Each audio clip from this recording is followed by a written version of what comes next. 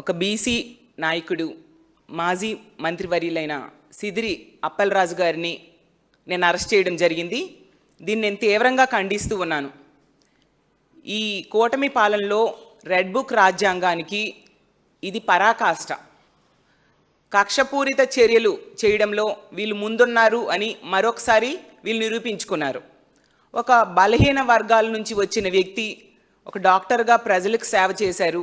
ఒక ఎమ్మెల్యేగా మంత్రిగా ప్రజలకి సేవ చేసి మంచి పేరు తెచ్చుకున్న వ్యక్తి ఈరోజు ప్రభుత్వ వైఫల్యాల్ని ప్రశ్నిస్తున్నారని, ప్రభుత్వం ప్రజలకు చేసిన మోసాన్ని ఎత్తి చూపిస్తూ ఉన్నారనేసి, ఈ ప్రభుత్వంలో జరుగుతున్న అవినీతిని వేలెత్తి చూపిస్తున్నారని చెప్పి ఈ విధంగా గొంతు నొక్కడానికి ప్రయత్నించడం ఎంతవరకు సమంజసమని నేను అడుగుతూ ఉన్నాను.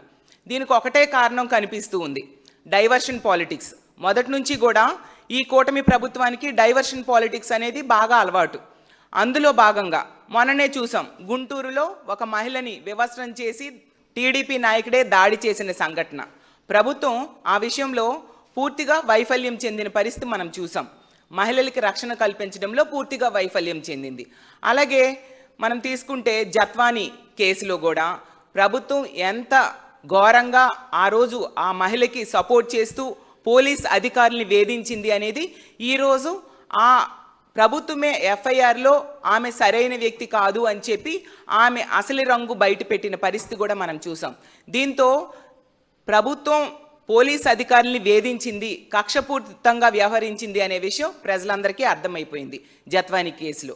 ఈ రెండింటిలో ప్రభుత్వం ఇరుకున పడడంతో డైవర్షన్ పాలిటిక్స్లో భాగంగా ఒక బీసీ నాయకుడైన సిదిరి అప్పలరాజు గారిని ఈ విధంగా అక్రమ అరెస్ట్ చేశారు.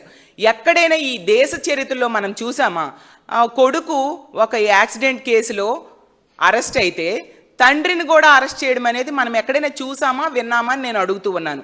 అంటే ఒక నియంతృత్వ ధోరణి. అసలు ప్రజాస్వామ్యంలో ఉన్నామా, నియంతృత్వ సామ్రాజ్యంలో ఉన్నామా అర్థం కాని పరిస్థితి. కనీసం ప్రజలకి వీళ్ళు ఇచ్చిన హామీలు ఏమీ అమలు చేయట్లేదు, కానీ రెడ్ బుక్ రాజ్యాంగం అమలు చేయడంలో మాత్రం వీళ్ళు ముందుండే పరిస్థితి మనం చూస్తూ ఉన్నాం. పోలీసులు వీళ్ళ చేతుల్లో కీలు బొమ్మలుగా మారిపోయిన పరిస్థితి ఈరోజు మనం చూస్తూ ఉన్నాం. పోలీస్ స్టేషన్స్ని తెలుగుదేశం పార్టీ ఆఫీసులుగా వీళ్ళు మార్చేశారు. పోలీస్ వ్యవస్థని టీడీపీ అనుబంధ సంస్థలుగా ఈరోజు మార్చేసిన పరిస్థితి మనం చూస్తూ ఉన్నాం. ఎంత ఘోరంగా అక్రమ అరెస్టులు చేస్తూ ఉన్నారు. బీసీల తరపున తన గొంతు వినిపిస్తున్నారని ఈరోజు అప్పలరాజు గారిని ఇంత అన్యాయంగా అరెస్ట్ చేశారు. అసలు హిట్లర్, గడాఫీ టైంలో కూడా ఇలాంటి అక్రమ అరెస్టులు ఉండేవి కాదు అనేసి నేను అనుకుంటూ ఉన్నాను. నిజం చెప్పాలంటే ఎంతసేపు కూడా బీసీల్ని అనగదొక్కాలి అని చూస్తూ ఉన్నారు ఈ కూటమి ప్రభుత్వం. అసలు ఈ అప్పలరాజు గారి విషయం తీసుకుంటే ముందు నుంచి కూడా అక్రమ అరెస్ట్ చేయడానికి ఎప్పుడు దొరుకుతారా అని చూస్తూ ఉండే పరిస్థితి. ఎందుకంటే ఎల్లో మీడియాలో ఈ రాజకీయ ఎజెండాతో ఈ కేసు గురించి వీళ్ళు రాస్తారు, దానినేమో పోలీసులు ఫాలో అయిపోతూ ఉంటారు. ఎంత దారుణం ఇది. అసలు ఈ కేసు విషయంలో మొదటి నుంచి కూడా తీసుకుంటే ఆ అబ్బాయి యాక్సిడెంట్ చేశాడు అని చెప్పి ఆరోపణలు ఎదుర్కొని అరెస్ట్ కాబడడం జరిగింది. నిజంగా అది చాలా దురదృష్టం. యాక్సిడెంట్స్ అనేవి ఎక్కడైనా జరుగుతూ ఉంటాయి. అలాంటి విషయంలో ఒక 18 ఏళ్ళ అబ్బాయి మీద హత్యానేరం కేసులు కింద సెక్షన్స్ కింద వీళ్ళు కేసు పెట్టడం జరిగింది. కల్పబుల్ హోమిసైడ్స్ అంటే కావాలని హత్య చేశారు అనే సెక్షన్స్ కింద కేసులు పెడితే వీళ్ళ కోర్టు చేవాట్లు వేశాక మీరు ఆ సెక్షన్స్ మార్చారు. ఇది నిజం కాదా? ఎంత అన్యాయము. ఒక పిల్లాడికి ఒక రోడ్ యాక్సిడెంట్ జరిగితే దాని కింద ఆ సెక్షన్స్ కింద మోటార్ వెహికల్ యాక్ట్ కింద పెట్టాల్సిన సెక్షన్స్ మానేసి ఈ విధంగా కల్పబుల్ హోమిసైడ్ సెక్షన్స్ కింద కేసులు పెట్టడం ఎంతవరకు సమంజసం? ఆ పిల్లాడికి వైద్య పరీక్షలకు పంపాల్సింది పోయి ఒత్తిడి తీసుకొచ్చి జైలుకు తీసుకెళ్లిన పరిస్థితి కూడా మనం చూసాం. ఇప్పుడు ఏకంగా ఆ అబ్బాయి తండ్రిని కూడా అరెస్ట్ చేశారంటే ఎంత నియంతృత్వ పోకడలు ఈ ప్రభుత్వంలో జరుగుతూ ఉన్నాయనేది మనం అర్థం చేసుకోవచ్చు. అసలు అంటే ఒక బీసీ నాయకుడు గొంతు మీరు నొక్కితే ప్రభుత్వాన్ని ప్రశ్నించే వాళ్ళు ఆగిపోతారని మీరు అనుకుంటూ ఉన్నారు. ఒకరి గొంతు నొక్కితే లక్షల గొంతులు లేస్తాయనే విషయం మీరు తెలుసుకోవాల్సిందిగా ఈ కూటమి ప్రభుత్వానికి తెలియజేస్తూ ఉన్నాను. అలాగే ఇలాంటి తప్పుడు కేసులు పెట్టిన ప్రతి ఒక్కరు కూడా రానున్న రోజుల్లో ప్రజలు బుద్ధి చెప్పి రిటర్న్ గిఫ్ట్లు ఇవ్వడానికి కూడా సిద్ధంగా ఉన్నారనే విషయాన్ని కూడా తెలుసుకోవాల్సిందిగా కోరుతున్నాను. మొదటి నుంచి కూడా ఈ కూటమి ప్రభుత్వం అధికారంలోకి వచ్చాక ప్రతిపక్ష నాయకుల మీద అక్రమ కేసులు పెట్టడమే పనిగా పెట్టుకుంది. పోలీసుల్ని అంబేద్కర్ రాజ్యాంగం కాకుండా రెడ్ బుక్ రాజ్యాంగం అమలుకు మాత్రమే ఉపయోగిస్తూ ఉండే పరిస్థితి మనం చూస్తూ ఉన్నాము. గతంలో తీసుకుంటే మా పార్టీకి చెందిన మాజీ మంత్రి అయిన జోగి రమేష్ గారి మీద అక్రమ కేసులు పెట్టారు. అతని ఇంటిని తగలబెట్టేయడానికి ప్రయత్నించి పెట్రోల్ బాంబులు వేయడం జరిగింది. ఇంట్లో మహిళలు, వృద్ధులు ఉన్నారని కూడా చూడకుండా ఆ విధంగా ఇల్లుని తగలబెట్టేసి వాళ్ళందరికీ సజీవ దహనం చేయడానికి కూడా ఈ కూటమిలో ఉన్న నాయకులు ప్రయత్నిస్తే వాళ్ళు పోలీసులు వెంటబెట్టుకొని ఆ చర్యలు చేపట్టిన విషయం కూడా మనం చూసాము. అలాగే మరో బీసీ నాయకులైన మాజీ మంత్రి గారైన కారుమూరి నాగేశ్వరరావు గారి మీద అక్రమ కేసులు పెట్టారు. వాళ్ళ కుమారుడి మీద కూడా అక్రమ కేసులు పెట్టి అరెస్ట్ చేసిన పరిస్థితి చూసాము. అలాగే మరో బీసీ నాయకుడైన రమేష్ యాదవ్ అనే మా ఎమ్మెల్సీ గారి మీద హత్యాయత్నం చేయడం కూడా జరిగింది. మరో బీసీ నాయకుడైన నాగార్జున యాదవ్ మీద కూడా అక్రమ కేసులు పెట్టి మొన్ననే అరెస్ట్ చేసిన పరిస్థితి కూడా చూసాం. అంటే ఇంకా బీసీ నాయకుల మీద కక్ష సాధింపు చర్యలు అనేవి ఒక పనిగా పెట్టుకున్నారు. బీసీలు గొంతు అనచాలి, బీసీల తాలూకా మాటలు బయటికి రాకుండా చూడాలి అని వీళ్ళు ప్రయత్నిస్తూ ఉన్నారు. సరే, వీళ్ళు వెనకబడిన వర్గాల వాళ్ళు, బలహీనులు, వీళ్ళకి ఏం చేసినా పర్వాలేదు అని వీళ్ళు అనుకుంటున్నారు. కానీ ఒక బీసీ మహిళగా చెప్తూ ఉన్నాను, మా బీసీలకు అండగా జగనన్న ఉన్నారు, బీసీలకు బ్యాక్ బోన్గా జగనన్న ఉన్నారనే విషయాన్ని మీరు మర్చిపోతూ ఉన్నారు. బలహీన వర్గాలన్నీ కలిసి బలమైన దెబ్బ మీకు కొట్టడానికి సిద్ధంగా ఉన్నామనే విషయాన్ని కూడా మీరు మర్చిపోతూ ఉన్నారు. రానున్న రోజుల్లో మా బీసీలందరూ కలిసి మీకు తగిన బుద్ధి చెప్పడానికి సిద్ధంగా ఉన్నారు. అలాగే మొన్న తీసుకుంటే ఈ సిదిరి అప్పలరాజు గారి విషయంలో ఎందుకు ఇంత కక్షపూరితంగా వ్యవహరించారు అంటే మాకొకటి అర్థమవుతూ ఉంది. మొన్న విశాఖపట్నంలో 6 మత్స్యకారులు ప్రభుత్వ నిర్లక్ష్యం వలన సముద్రంలో గల్లంతయ్యారు. ఈ రోజుకి కూడా దొరకలేదు. వాళ్ళ మరణానికి కారణం ప్రభుత్వ నిర్లక్ష్యం. అవి ప్రభుత్వ హత్యలు. ఆ విషయంలో ప్రభుత్వాన్ని వేలెత్తి చూపించడంలో ఒక బీసీ నాయకుడిగా సిదిరి అప్పలరాజు గారు అవ్వచ్చు, మిగతా బీసీ నాయకులు, అలాగే మిగతా నాయకులు, మరీ ముఖ్యంగా మా అధినేత అయిన జగన్మోహన్ రెడ్డి గారు ప్రభుత్వాన్ని ప్రశ్నించారు. వాళ్ళ తప్పుల్ని వేలెత్తి చూపడం జరిగింది. ప్రభుత్వం తూతూ మంత్రంగా వాళ్ళకి కేవలం ఒక్కొక్కరికి 10 లక్షలు మాత్రమే ఇచ్చి చేతులు దులుపుకుంటే వాళ్ళకి అండగా జగన్మోహన్ రెడ్డి గారు నిలబడి తన సొంత డబ్బుల్ని 7 లక్షల రూపాయలు 7 కుటుంబాలకు కూడా ఇవ్వడం మనందరము చూసాము.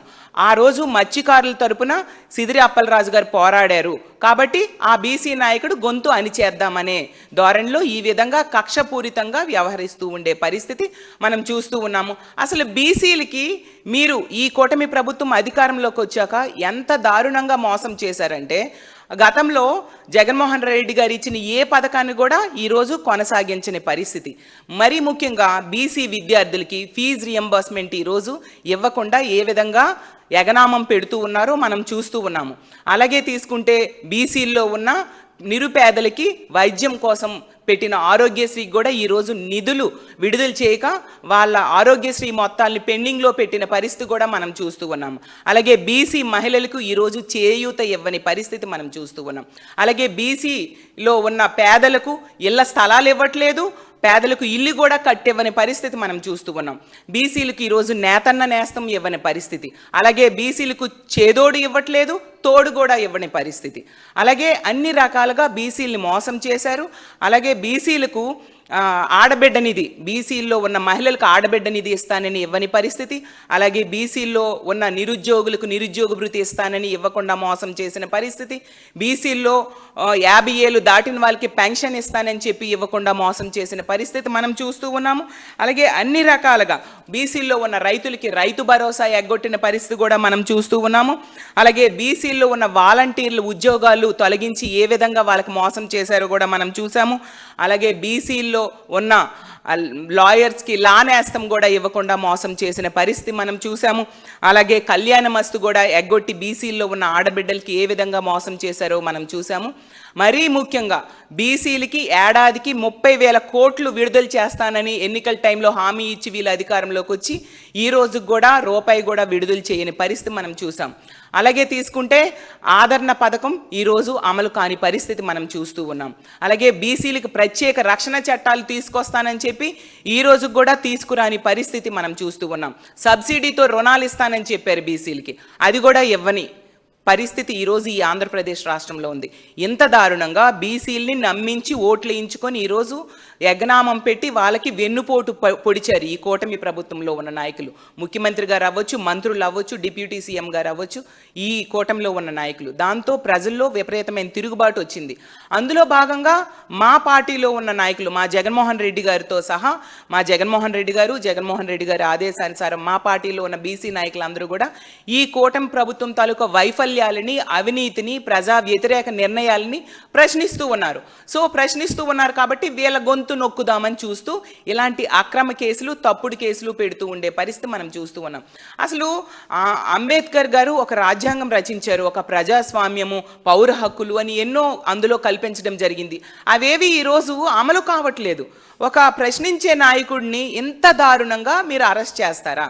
అంటే తెలుగుదేశం పార్టీ నాయకులు, మంత్రులు అవ్వచ్చు, ఎమ్మెల్యేలు అవ్వచ్చు, ఎంపీలు అవ్వచ్చు, ఆ నాయకులు కుటుంబ సభ్యులలో ఎవరైనా ఇలాంటి యాక్సిడెంట్స్ పొరపాటున చేస్తే ఆ కుటుంబ సభ్యులు వాళ్ళకు అరెస్ట్ చేయడం కాకుండా ఈ మంత్రులు, ఎమ్మెల్యేలకు కూడా మీరు అరెస్ట్ చేస్తారా? ఇదే న్యాయం మీకు వర్తిస్తుందా నేను అడుగుతూ ఉన్నాను.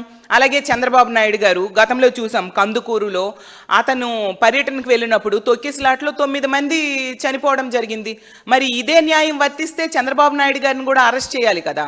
అలాగే గుంటూరులో తీసుకుంటే చీరల పంపిణీలో చంద్రబాబు నాయుడు గారి మీటింగ్ టైంలో చీరల పంపిణీలో 3 చనిపోవడం జరిగింది. మరి ఇదే న్యాయం అక్కడ వర్తిస్తే అప్పుడు చంద్రబాబు నాయుడు గారిని కూడా అరెస్ట్ చేయాలి కదా. అంటే తెలుగుదేశం పార్టీ నాయకులకు ఒక న్యాయం, వైఎస్ఆర్ కాంగ్రెస్ పార్టీ నాయకులకి, ప్రతిపక్ష పార్టీ నాయకులకు ఒక న్యాయం అని నేను అడుగుతూ ఉన్నాను. పోలీసుల్ని ఎందుకు ఎంత కీలుబొమ్మలుగా మీరు వాడుకుంటూ ఉన్నారు? ఈరోజు పోలీసుల్ని రెడ్ బుక్ రాజ్యాంగం అమలుకి వాడుకుంటూ ఉన్నారు. మీరు చెప్పు చేతుల్లో పెట్టుకొని పోలీసు వ్యవస్థను నడిపిస్తూ ఉండే పరిస్థితి మనం చూస్తూ ఉన్నాం. అందువల్లనే మొన్న కేంద్ర ప్రభుత్వం హోంశాఖ నివేదికలో మన రాష్ట్రం పోలీసుల పనితీరులో 26వ స్థానానికి పడిపోయింది. పోలీసుల్ని ఇంత దారుణంగా వాళ్ళ విధులు నిర్వర్తించకుండా అక్రమ కేసులు పెట్టడానికి, వాళ్ళని కక్షపూరితంగా ప్రతిపక్ష నేతల మీదకి వదలడానికే వీళ్ళు ఉపయోగిస్తూ ఉండడం వలన పోలీసుల పనితీరులు 26వ స్థానానికి పడిపోయింది. దాంతో ఆగిందా? ఈ రాష్ట్రంలో లా అండ్ ఆర్డర్ సరిగ్గా ఉండకపోవడం వలన, పోలీసుల పనితీరు ఎంత దారుణంగా ఉండడం వలన, లా అండ్ ఆర్డర్ దెబ్బతింటూ ఉండే పరిస్థితి వలన పారిశ్రామికవేత్తలు పెట్టుబడులు పెట్టడానికి భయపడుతూ ఉన్నారు. ఈ రాష్ట్రంలో రక్షణ చట్టాలు సరిగ్గా అమలు కావట్లేదు. మహిళలకు రక్షణ లేదు, ప్రజలకు రక్షణ లేదు.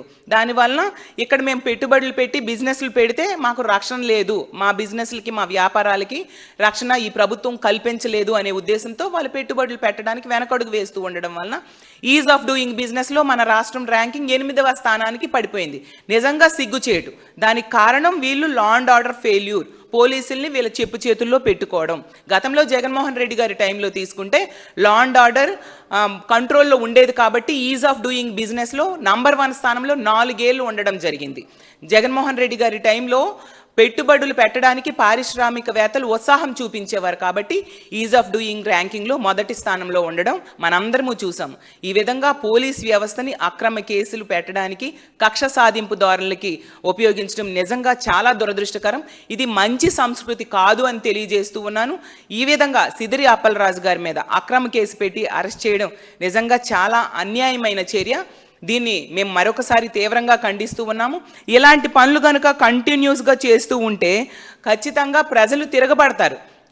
నేపాల్లో ఎలా అయితే ప్రజలు తిరగబడ్డారో అదేవిధంగా ఆంధ్రప్రదేశ్ రాష్ట్రంలో కూడా మా వెనకబడిన వర్గాలు, ప్రజలు అందరూ కూడా ప్రభుత్వం మీద తిరగబడి బుద్ధి చెప్పడానికి సిద్ధంగా ఉంటారు. మీరు ఏర్పాటు చేసిన ఈ రెడ్ బుక్ అనేది మీకు ఒక రెడ్ సిగ్నల్ కాబోతుంది అనే విషయాన్ని గుర్తుంచుకోవాల్సిందిగా తెలియజేస్తూ ఉన్నాను.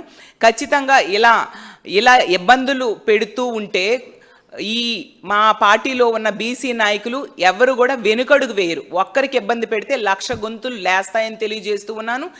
ఇలా ఇబ్బంది పడుతున్న వాళ్ళకి కూడా మా పార్టీ అండగా ఉంటుందని తెలియజేస్తూ ఉన్నాను.